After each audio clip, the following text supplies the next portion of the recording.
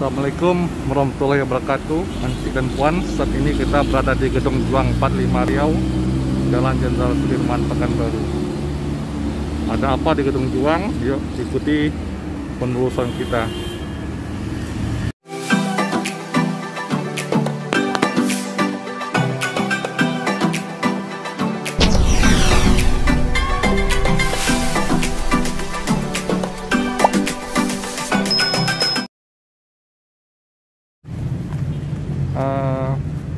Itu Ya, Bang. Ini tank ya, Betul, persis berada di tepat di depan halaman Bang. Gedung Juang 45 Riau. Betul. Cuma kan kita bertanya-tanya, ini tanknya milik siapa Nah, dan kegunaannya apa. Betul. Dan kenapa bisa ada di halaman Gedung Juang 45. iya. Seperti apa, mungkin Vito bisa menjelaskan sedikit lah untuk informasi bagi orang banyak lah. Betul. Oke, Bang. Sebelumnya makasih udah kembali, udah jadi teman-teman bicara lagi. Yang semalam kita udah review kereta api, Bang ya. Sekarang Iya. kita berkesempatan untuk review sebuah tank ini. Kalau kita lihat nih, Bang ya, ini nih jenis tanknya itu tank kelas ringan. Kenapa kelas ringan? Karena kecil. Kalau abang lihat lebih besar terpuso ya daripada tank ini kan gitu. Dan juga disebut tank ringan karena dia memiliki ketebalan baja yang tidak terlalu tebal. Terus selain bentuknya yang mini juga, dia juga mempunyai meriam yang kecil. Tank ini namanya tank Stuart buatan Amerika Serikat yang didesain itu sekitar tahun 30-an. Tapi in service atau pelayanan pada tentara Amerika itu tahun 41, Bang. Tahun 1941. Pas pula yang ada di depan kita ini tank Stuart M3 Stuart varian A1. A1 itu berarti varian pertama dalam pelayanan. Nah, ini bisa kita lihat pembeda dari tank-tank Stuart A lainnya. Itu kita bisa lihat di bagian sini. Bagian lanjut aja ya. Iya. Bagian sininya ini lebih lihat, Bang, lebih kelihatan. Ini seperti apa ya, lebih menurun dan datar gitu, Bang. Menurun terus datar gini. Jadi tank ini yang mengawakinya atau orang yang ada di dalamnya itu sekitar 3 atau 4. Jadi ada gunner atau penembak meriam, supir atau driver, itu supir itu di sini nggak salah, sini, terus komandan. Kadang ada juga sih wakil komandan atau wakil penembak untuk senjata koaksial. Nah, yang lubang ini dulunya senapan mesin, Bang. Jadi senapan mesinnya itu di dalam, yang nembak itu orang sendiri. Jadi supirnya sini, komandannya di dalam berdiri, penembaknya di sebelah sini. Nah, gitu. Di atas itu juga ada cantolan senapan mesin itu. Oh iya, ya benar. Ya. Senapan mesin yang digunakan kalau untuk bagian atas biasanya lebih besar, itu bisa kaliber 7,62 sampai 12,7. Kalau Amerika itu tipenya ya M1919 atau M2 Browning. Di atas ini. Ini ya. Ya, dekat sini. Oke. Kalau yang tabung yang tropos ini, Iya. ini adalah tabung pelontar granat asap. Oh gitu. Jadi kalau dia terdesak, terus kehabisan peluru, mau kabur kan harus disamarkan pakai asap. Iya, benar. Dilontarin ke sini gitu. Nah, gitu, Bang. Kalau ini bisa dibuka sih, Bang, aslinya. Iya. Kalau dibuka ini kayak kaca mobil gitu loh. Oh, gitu. Ini ibaratnya kacanya gitu. Bagian pengemudi kalau dia kepanasan tinggal dibuka. Bukan kepala ada di sini. Gitu. Cukup jelas informasinya. Kalau boleh tahu ini sejak kapan berada di Gedung Juang Veteran 45 Riau ini, dan sebelumnya berada di mana, Oh ya. dan sebelumnya dipergunakan untuk apa? Apakah dulunya digunakan untuk perang Ya. ataupun hanya untuk katakanlah inventaris ataupun milik ABRI dulunya atau TNI Ya. ini atau gimana? Kalau kita lihat sejarah Perang Dunia Kedua, Bang, ini emang untuk perang, Bang. Bang ya. Jadi waktu Belanda menginvasi kita untuk yang pertama atau yang kedua kalinya itu saat agresi, dia emang udah pakai ini. Lagi pula ini kan insentifnya tahun 41, sebelum kita merdeka dia udah sensis ya. Berarti ini memang digunakan ketika berperang di sini. Dan pada tahun 1950, setahun setelah kita diakui Belanda, kan tahun 49 kita KMB, diakui Belanda kedaulatan kita. Tahun 50 semua peralatan Belanda itu dihibahkan, Bang, ke TNI. Jadi ketika peristiwa PRRI, Pemerintah Revolusioner Republik Indonesia yang di Sumatera Barat, saya pernah melihat foto Pak Ahmad Yani berdampingan sama Pak Sabirin Mokhtar, itu ada tank ini. Oh iya. Berarti sampai tahun 58 tank ini masih in service. Tapi pada tahun 60-an menghadapi Trikora kalau nggak salah, atau pas Trikora lah ya, tahun 60-an ini kayaknya udah nggak beroperasi lagi. Kita udah ganti ke tank AMX 13 Prancis. Jadi ini kenapa sampai di Pekanbaru ya, saya pun juga belum tahu ya, Bang ya. Ini statusnya hibah dari pusat kah, atau ini pernah bertugas di Pekanbaru kah? Tapi kalau untuk bertugas di Pekanbaru saya sendiri ragu. Karena di catatan buku-buku sejarah terbitan pemerintah atau mana-mana tidak ada disebutkan Pekanbaru ini ada resimen kavaleri. Karena tank-tank lapis baja ini kan biasanya dipakai orang kavaleri. Sedangkan kavaleri ada di Riau itu baru tahun 2008 atau 2007 gitu, yang di Pasir Putih sekarang di Kas 6. Sebelumnya nggak ada. Berarti ini ya bisa aja dihibahkan sebagai lambang perjuangan, atau pas Belanda di sini ketinggalan atau apa gitu, Bang, kira-kira seperti itu. Tapi ini memang dipakai untuk perang. Ini yang pakai nggak cuma Belanda, Bang. Ketika Perang Dunia Kedua seharusnya orang Pekanbaru justru bangga kita punya tank ini. Iya, benar-benar. Karena ini kalau kita lihat di film-film perang, apalagi di perang di Gurun Afrika yang saat itu, emang sih waktu itu tank ini habis sama Nazi, jebol-jebol. Tapi ya kita turut bangga, tank jenis ini di dunia juga kondang gitu, Bang. Jadi tidak sekedar cukup bangga, tapi juga kita harus merawatnya, sehingga merawat. Bangga ini akan berkelanjutan ke depan nantinya. Sejarahnya, Bang. Iya. Nah, terus, Bang, ini uniknya, Bang. Iya. Ini unik sekali. Saya ini coba, Bang. Ini yang hitam ini karet. Karet ya. Bantalan karet. Fungsinya apa? Fungsinya untuk meredam daya tekan supaya aspal yang dia lalui tidak rusak. Ini kan aslinya rantai semua. Kalau rantai ini tidak ditambal-tambal karet, aspal bisa rusak, hancur. Nah, ini kan tank Perang Dunia Kedua. Baru ini saya lihat tank Perang Dunia Kedua pakai karet. Iya, benar-benar. Biasanya tank-tank pakai karet ini tank-tank modern. Inilah. Jadi mungkin udah ramah lingkungan ya. Mungkin. Mungkin ini nggak tahu siapa yang nambal, entah ABRI atau apa gitu ya. Tapi yang ini baru saya lihat lah, yang pakai bantalan karet. Biasanya tank-tank Perang Dunia Kedua langsung rantai aja gitu. Dan kita perhatikan ini ada 2 tank di depan gedung Juang 45. Ini satu lagi di sebelah kanan ya. Apakah jenisnya sama? Sekilas kita perhatikan nyaris tidak ada perbedaan. Betul. Kalau dilihat secara umum, memang dari rantai, jenis besaran kaliber meriam dan sama-sama 37 mili dimensi itu hampir sama. Tapi ada yang berbeda, Bang. Iya. Coba kita lihat bagian ini, kokpitnya.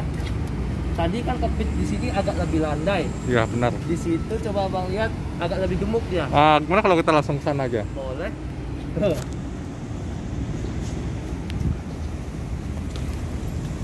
Ini A1, ini A3 Bang. Ya, A3 ya? Ya. Jadi yang tadi itu kan versi M3 Stuart A1. Iya, benar. Kalau yang ini M3 Stuart A3, berarti dia seperti varian atau generasi ketiga. Atau upgrade terbaru dari versi yang itu. Oh iya pasti, Bang. Bentuknya aja udah mulai beda gitu. Ibaratnya ini lebih kokoh lah kan.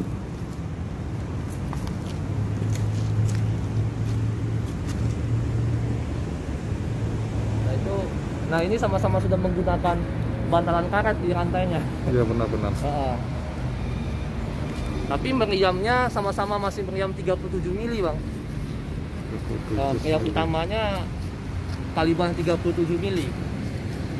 Nah ini.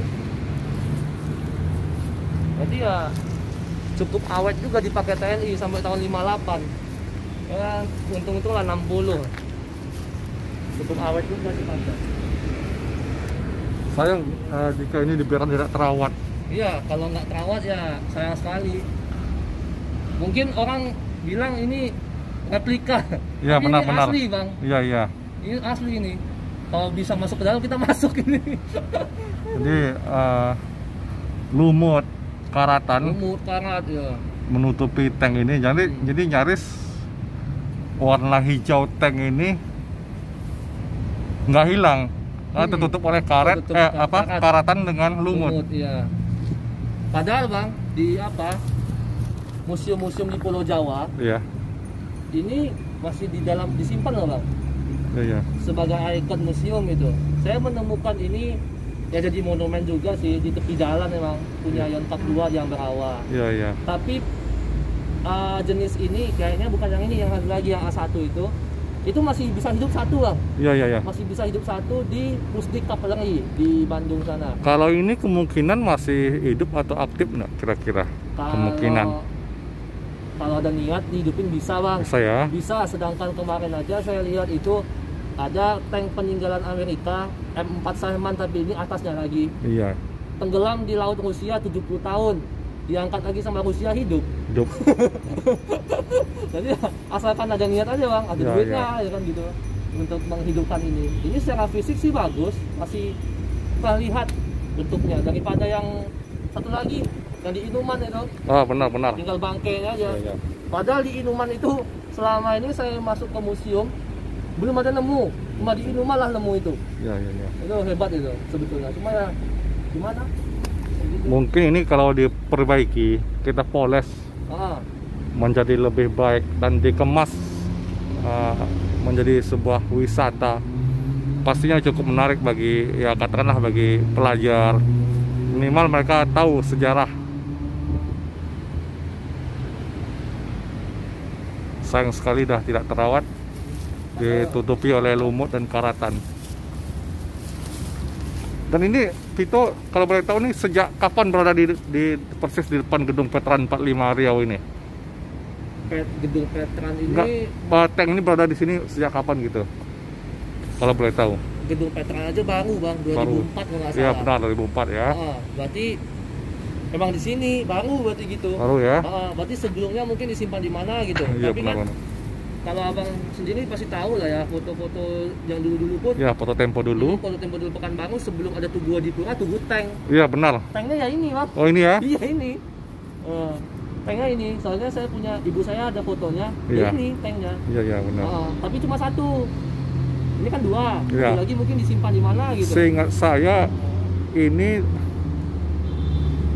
tank ini berada di Sudirman depan kantor wali kota Pekanbaru tuh pas masanya Pak, kalau tidak salah masanya Pak Usman Effendi Apan, wali kota. Tapi iya, maaf juga jika salah gitu, saya juga nggak ingat persis kapan.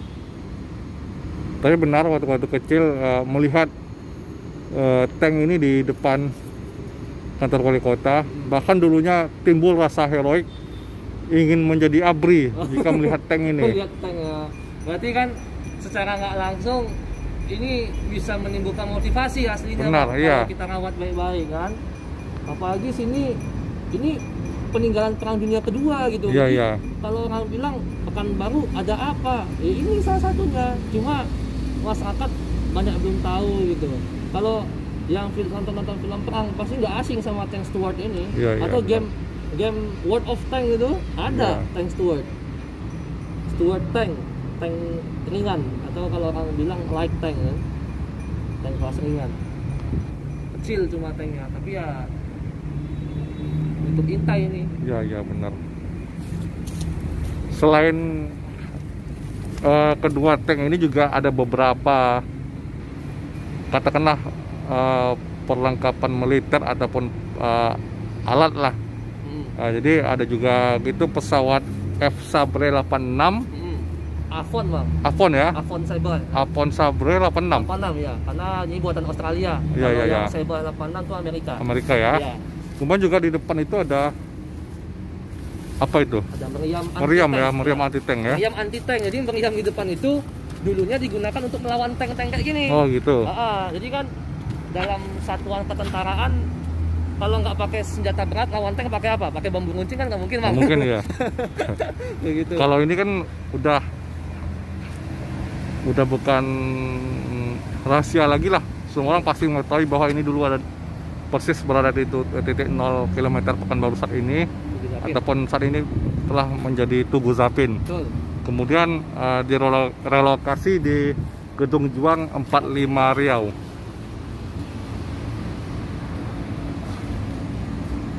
Kemudian kita beralih ke meriam Ya. meriam anti tank. Ya, meriam anti tank.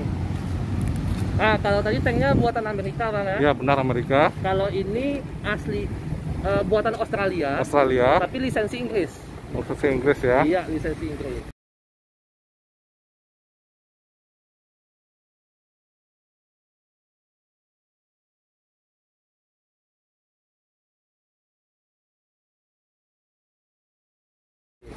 Berarti ini satu negara asal dengan Ya. F Sabre 86 tadi ya. Betul, betul. Ini kalau yang F86 Avon Sabre ini lisensi Australia, asal Amerika. Tapi kalau ini dia standar Inggris, lisensi Australia. Boleh tahu nih Pito, Ya. ini jenisnya, kegunaannya, serta material ataupun informasi lainnya yang Pito ketahui. Ya, boleh bang. Kita ke pembuktian aja dulu ya bang ya. Ya benar, boleh. Nggak ngarang ya. Nggak ngarang. Ini sebelumnya saya pernah menemukan jenis ini yang masih sangat utuh dan masih sangat rawat, yaitu di Museum Mandala Bakti Semarang. Saya waktu itu sama teman saya 2017 kesana nemu. Terus pas balik ke Pekanbaru baru ingat, oh ya Pekanbaru juga ada gitu. Ada saya bukti foto namanya, cuma di laptop begitu. Nanti aja pas upload bisa kita masukin bang ya. Boleh. Nah, kalau yang di sini itu sini bang. Bukti tulisannya itu atau marking besi itu udah di sini. 1941 ya. Betul. Jadi ini tulisannya Ordonnance 2 PR. Ordonnance itu dalam kamus Cambridge disebutkan senjata berat yang beroda. Ini berarti meriamnya ini bisa portable di mana-mana. Rodanya mana dicopot kalau gini. Iya benar. 2 pounder itu jenisnya ya. Ini berarti meriamnya, nama meriamnya adalah meriam 2 pounder. Sebetulnya di depannya ada KF ya. KF itu quick firing, bisa nembak cepat gitu. Dibangun tahun 41. Sayang yang lain udah ketutup nih. Kalau nggak ketutup ini kita bisa baca nama pabriknya gitu. Nah, pabriknya apa ya saya lupa, tapi ada ini versi Australia karena di sini dibikin Australianya ada kalau nggak salah saya. Ini lumut-lumutan sudah berlumut. Iya. Sayang sekali. Lumutan. Ini nggak tahu juga ya asalnya kenapa bisa ada di sini. Iya. Ini bisa menduga saya bang. Baru menduga ya. Kalau saya sih menduga kenapa meriam ini bisa di sini, karena saya pernah baca di buku judulnya Sumatera Tengah, bagian bab tentang pembentukan tentara di Riau. Iya. Di situ ada disebutkan ketika awal-awal kemerdekaan BKR, Badan Keamanan Rakyat yang nantinya jadi TKR, jadi TNI, itu kan dipimpin oleh Tengku Hasan Basri. Ya, pahlawan Riau. Ya. Di bawah sub-resimen 4 itu ada batalion 1, yaitu batalion 1 ini dulunya bermarkas di Pasar Pusat. Ya. Itu dipimpin oleh salah satu pahlawan revolusi. Dari Panjaitan. Ya. Jadi Pak Panjaitan tugas di Riau mana? Dan dari Panjaitan ini secara nggak langsung, secara organisatoris di TNI itu mungkin stafnya atau bawahannya Pak Letkol Hasan Basri ya? Betul, karena waktu awal-awal BKR dibentuk, beliau kan bekas Jepang. Iya. Gyugun nggak salah. Iya. itu ya salah satu pembentuk TNI di Pekanbaru, yaitu beliau. Beliau ya dari Makanya yang penjahitan. kerja di Danyon. Tanjon. Nah, terus dibagi-bagi batalion 1, 2, 3. Nah, pas di ujungnya saya terkejut, Bang. Iya. Ada batalion satu lagi dalam kurung artileri. Artileri ini dalam ketentaraan adalah pasukan meriam. Iya, iya. Pasukan yang mengendalikan meriam, baik itu meriam untuk serangan ke darat atau artileri medan, dan artileri pertahanan udara untuk menembak pesawat. Nah, di bawah pimpinan Mayor siapa ya, Mayor apa? Lupa saya. Ali Rashid, Mayor Ali Rashid. Nah, Mayor Ali Rashid itulah komandan batalion artileri pertama di Pekanbaru khususnya. Berarti bisa aja karena ini meriam. Iya, ya. Dan karena itu pasukan artileri, karena di mana-mana pasukan artileri itu syarat pertama dan utama harus memiliki senjata berat. Senjata berat yang harus dimiliki artileri minimal kaliber 12,7 minimal tuh, Bang. Karena memang dia digunakan untuk mempertahankan udara dan serangan darat. Di buku-buku lain ada buku judulnya Pasukan Meriam, tapi itu gambaran pasukan di Sumatera Utara dan Aceh. Ada jenis meriam 2 pounder ini ada. Kok bisa dapat? Curian. Awal-awal 45, Bang, curian masihnya kan. Iya, iya. Sedangkan penghibahan besar-besaran baru ada tahun 50. Nah, ini yang Abang pegang ini. Iya. Ini adalah kotak munisi, Bang. Wah, ini masih bisa dibuka. Iya, bisa dibuka. Nah, tuh nih. Wah, sayang sekali. Ini kotak amunisi. Ada 2 tingkat, Bang. 2 tingkat ini bisa diisi 16 butir. 16 butir ya. Nah, jadi satu klip itu ada 8. Tambah satu klip lagi 8. Jadi 8 kali 16. 8 kali 2 16. Oh gitu maksudnya ya, ya. 8 butir, 8 butir. Oh gitu. 16. Dan ini kan Abang masih bisa nih, Bang. Nah, di bagian ini ya, ini Abang lihat ya ada bekas-bekas ini. Iya. Ini dulu kotak juga. Iya benar. Kotak tapi bukan kotak peluru, tapi kotak obeng, baut Oh gitu. iya, iya, iya benar. Onderdil. Onderdil ya. Nah, yang ini, yang ada 2 ini juga kotak munisi. Iya benar. Jadi meriam ini sekali angkut munisi bisa 2 kali 16, berarti 32 ya. 32. Ya, di sini 2 dalam 2. Nah, 16 gitu. Nah, karena ini adalah meriam yang digunakan untuk melawan tank, disebut meriam anti tank ya. Ditambah proteksi ini. Ini aslinya bisa diturunkan, tapi naik turun ya. grendelnya dikunci. Ya. Nah, Dilas ya. dilas ya, Dibuat grendelnya mati gitu. dikunci. Jadi nggak bisa diturunkan. Nah, ini kalau meriam ini secara pengoperasian dia dioperasikan 3 awak. 3 awak. Penembak, pengarah, pengisi Amunisi. peluru. Oh gitu. 3. Dan yang tinggal di mobil ada 3. Iya, iya. Pengurus meriam di bak mobil 2, driver yang 1. Dia ditarik pakai mobil, Pak. Ya. Nah, ini apanya? Sini ada lubang sih aslinya. Lubang ya. Lubang tempat masukkan meriam. Iya, iya. Jadi ini kalau mau dimasukkan masukkan meriam, masukkan peluru meriam gitu. Ya, benar. Kalau mau dimasukkan peluru meriam, ini tuas yang ini. Ini juga sudah mati ya. Mati ya. Iya, iya. Tuas ini tarik ke bawah, dia akan membuka. Tinggal masukin pelurunya, tapi masukin pelurunya jangan masukin ke tangan, kejepit nanti. Oh gitu. Masukin ujung peluru, dorong. Dia nutup sendiri. Iya, iya. Sedangkan untuk mekanisme penembakannya, Iya. Oh gitu. ya ada 3, Bang. Satu di sini dipukul gini, Bang. Iya. Ini kalau mau ngambil resiko peka. Iya, ya. Iya. Yang kedua ini Oh iya benar. juga mukul ke sana. Ya. Tapi ini biasa pakai tali. Tali ya, ditarik gitu ya. Tariknya ke sana, karena sana ya. mukulnya ke sana. Iya, benar-benar. Yang ketiga, kalau dia sedang posisi duduk gini, kaki penembak sebelah kiri tekan pedal ini. Oh gitu. Jadi gini aja. Deng. Ini pun dari kunci. Oke. Kalau ini boleh tahu apa nih, Vito? Oh iya. Ini ada unlock. Ya, ini Default. namanya mekanisme untuk memutar azimut. Jadi azimut ini turret ini kan bulat bang. Iya ya. Ini bisa memutar 360 derajat. Ini untuk ke kanan, Ya. ini untuk ke kiri. Oh gitu, benar-benar. Ya. Kalau yang ini Sudah mati sepertinya. mati, ini mati. Kalau ini fungsinya untuk menaik turunkan laras. Ya ya. Meriamnya ini supaya bisa naik turun gini. Benar. Ini untuk ke bawah. Putar ke depan. Ini kita namanya depresi. Karena dia ke bawah. Ya. Kalau putar ke belakang dia akan naik, namanya elevasi. Oh gitu. Ya. Kalau nggak salah saya ini elevasi maksimalnya kira-kira 50 derajat. Depresi maksimalnya 15 derajat. Jadi dia nggak bisa naik gini ya. Karena dia untuk melawan tank. Ya benar-benar. Nah ini juga nggak kalah penting bang. Iya.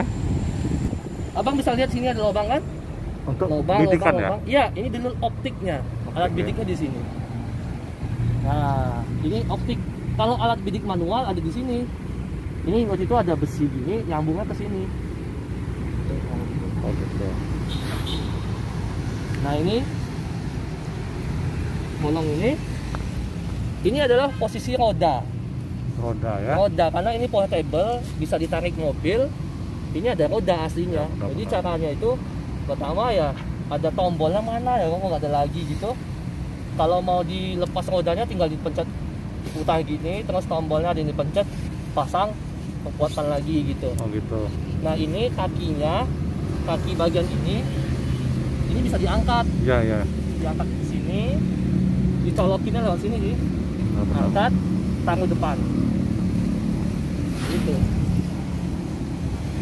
Jadi ini dulu bisa kita pastikan salah satu alat yang digunakan untuk berperang lah ya. Berperang, ya. Ya. Oh ya ini Untuk meriamnya meriam ini ukuran pelurunya 40 mm, 10 mm ya. sebesar lengan kita Ya, kira-kira. ya. Dengan orang dewasa lah ya. Ya, kira-kira segitu. Mungkin udah cukup jelas Vito. Jadi ada 2 tank dan juga alat anti tank yang ada yang di anti-tank, depan gedung Juang 45 Riau. Sayang sekali jika ini kita biarkan begitu saja. Di tanknya ataupun di alat anti tank ini, meriam anti tank sudah dipenuhi karatan dan juga lumut-lumutan. Tuh. Mungkin ini sebuah potensi bagi stakeholder untuk memolesnya lagi sebagai mungkin daya tarik kunjungan lah, bagi khususnya bagi pelajar yang ada di Pekanbaru. Cukup jelas Vito, informasi yang diberikan cukup jelas. Sebelumnya terima kasih. Assalamualaikum warahmatullahi wabarakatuh. Waalaikumsalam warahmatullahi